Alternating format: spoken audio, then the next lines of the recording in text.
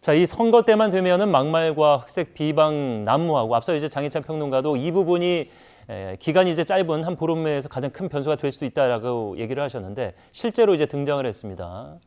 주초를 지나면서 미래통합당의 공식 유튜브 채널 옳은소리. 자, 이분이 이제 상당히 이 내에서 위치가 높은 분, 그러니까 책임을 좀 질 만한 진행자인데 어제 이런 얘기를 했습니다. 그 굉장히 좀 이렇게 분위기를 이제 영상을 보신 분들은 알겠습니다만 좀 좋은 분위기 속에 희희낙낙하면서 대통령 임기가 끝나면 오랫동안 무상급식을 먹이면 된다.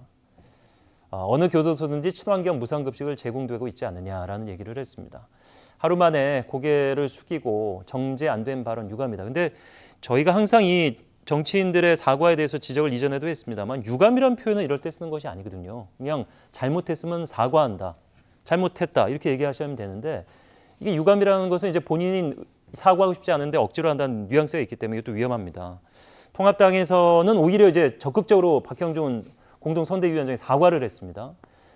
김종인 위원장은 지각 없는 사람이 쓸데없는 소리했다. 박형준 위원장은 말 한마디가 판세를 좌우한다. 이제 지역에서 통합당이 지금 선전하고 있는데 이런 말 때문에 우리가 막판에 어려워질 수도 있다. 조심해라. 정도와 품격을 지켜라. 유승민 의원은 단호한 조치가 필요하다. 더 강력한 제재를 가할 것을 얘기를 했습니다.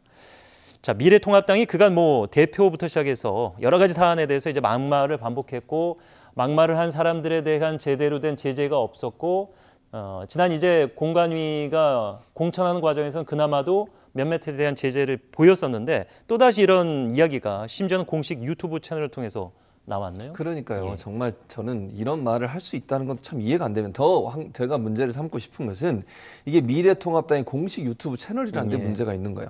일반 보수들이 운영하는 보수 농객들이 운영하는 유튜브 채널에 나와서도 비판을 받을 수 있지만 이거는 공식으로 당에서 운영하는 거잖아요. 그러면 정말 이 출연자들이나 진행하는 사람을 잘 고르셨어야 되는데 초분이 나와서 그렇게 얘기를 했으니 놀랄 수밖에 없죠. 미래통합당 입장에서 사과 당연히 사과해야 된다고 보고 이건 이제 이렇게 사과 안 했으면 더 큰 문제가 발생했을 거예요. 그런데 어쨌든 지도부가 나서 사과한 건 잘했다고 보고요. 저런 분들이 저런 한마디 때문에 미래통합당의 전체적인 판세에 엄청난 영향을 미칠 수 있습니다.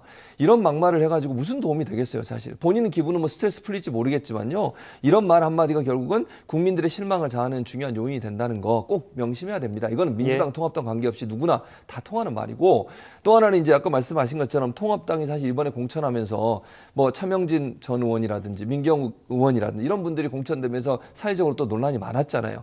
예전에 이제 막말해 왜 또 공천관리위원회에서 그 막말 하신 분들은 가능한 한 공천에서 배제하겠다고 얘기를 했는데 이분들이 다시 또 돌아오는 이런 모습을 보이니까 국민들 입장에 이게 오버랩 되지 않겠어요? 그런 말들과 지금 또 이 정태우라는 분인가요? 이분의 이 말 때문에 또 문제가 되는 거죠. 그런 문제가 발생하기 때문에 저는 말 한마디 한마디가 선거 때는 너무너무 중요하다. 그렇지 않으면 결국 아주 큰 문제가 발생할 수 있다는 점들을 꼭 기억하시고 이런 말들 박창훈 씨네 말 제가 죄송합니다. 이름을 박창훈 씨가 이런 말씀을 하셨는데 말씀이라고 하기도 좀 그래요. 이런 말을 했는데 이런 말을 하시는 것은요.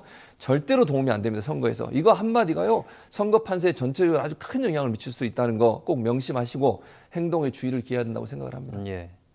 공식 채널이 이 정도 상황이면 여야 막론하고 개인 방송은 어느 정도 수준일까 들여다보지 않아도 알 것 같습니다. 근데 사실 유튜브도 요즘은 언론이라고 하거든요. 그리고 이분이 미래통합당 공식 유튜브 진행하기 이전에 굉장히 큰 규모의 보수 유튜브의 정치 부장입니다. 그러니까 신문사처럼 정치 부장이라는 직위도 두나 봐요. 그렇다면 아무리 유튜브를 하더라도 언론으로서 지켜야 할 최소한의 공정성과 객관성을 추구하고자 노력을 해야 되고요. 일반적으로 방송사 부장이 특정 정당 유튜브를 진행하는 거 상상할 수 없잖아요. 현직에 있을 때는. 마찬가지로 미래통합당도 아무리 유튜브에서 이 보수적인 논객들의 지지가 중요하다 하더라도 지킬 건 지키고 선은 그어야 된다는 저는 말씀을 드리고 싶어요. 이분의 발언에 대한 비판은 최 교수님도 충분히 하셨고 미래통합당 지도부도 하고 있으니 재발되지 않을 거라고 믿고요.